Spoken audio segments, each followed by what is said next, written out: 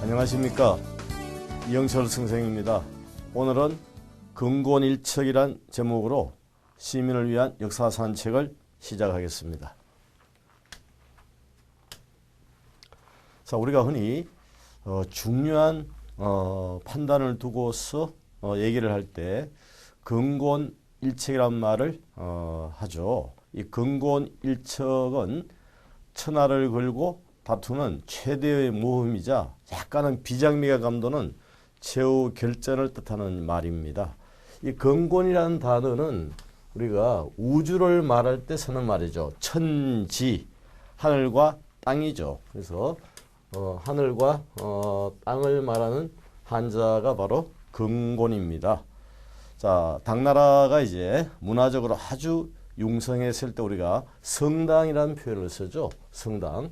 물론 이제 당 앞에는 우리가 대당이라는 정치적 표현을 쓰고 문화적으로는 이렇게 융성하다고 해서 성당이라고 합니다. 이 당나라가 618에서 907이니까 사실 근 300년 가까이 간 왕조예요. 618에서 907이니까.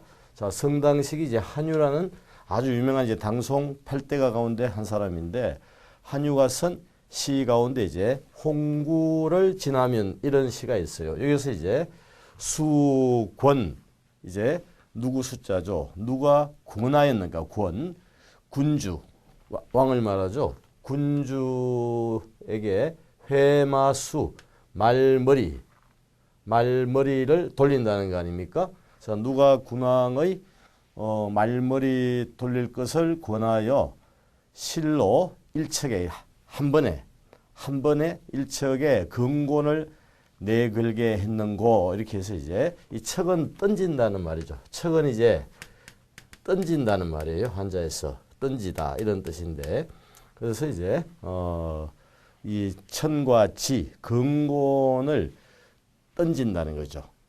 던진다. 그래서 근곤일척이라는 말이 이제 정말 어떤 중요한 판단을 두고서 이제 우리가 근곤일척, 정말 마지막 승부수다, 이러한 이제 뭐 약간은 비장미가 설에 있는 말이라고 볼 수가 있습니다. 자, 그러면 이 고사 쪽에서는 중국이 이제 진나라가 이제 망할 무렵에 항우와 유방이란 두 영웅이 나타나게 됩니다. 항우와 유방이란 두 영웅이 나타나는데, 여러분이 알다시피 이제 마지막 이제 승리는 유방이 해서 이제 한 고조가 되죠. 사실 그 당시 이제 천하의 대권은 항우 쪽으로 이미 기울어진 듯 했습니다. 그렇지만 이제 마지막 가서는 이제 뒤집기를 하면서 항우는 오히려 이제 초패왕이라는 이 항우가 아주 대단하죠. 역발상 기계세 아닙니까? 역발상 기계세의 항우는 오히려 이제 하급 공무원 출신인 유방에게 오히려 패배를 하게 되고, 유방이 이제 진을 이어서 중국을 재통일하면서 이제 항고조가 되는 거죠.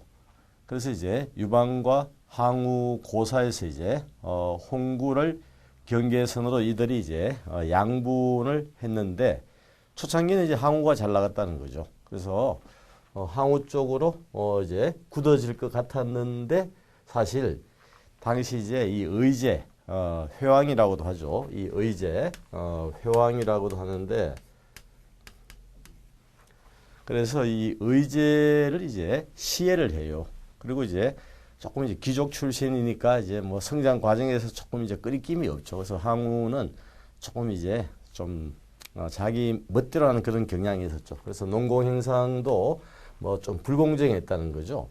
그러면서 다시 이제 혼란기가 오는데, 당시 이제 하급 공무원 출신, 사실 유방은 뭐 아주 유방이 태어난 이 강소성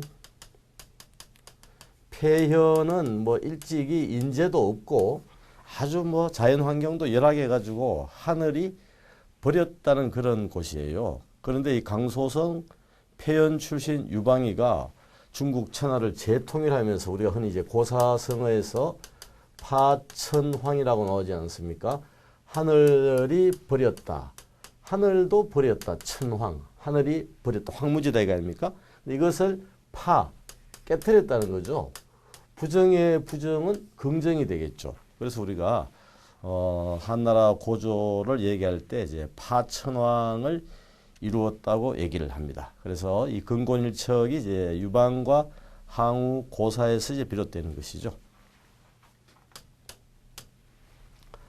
자, 근데 유방에게는 그 당시 어떻게 보면 정말로 이제 뛰어난 참모들이 있었어요. 우리가 흔히 이제 유방에게 이제 3명의 참모가 있었다고 하지 않습니까? 소아가 있고, 그리고 장량이 있고, 그리고 이제 요 한신이 있죠. 아주 명장이죠.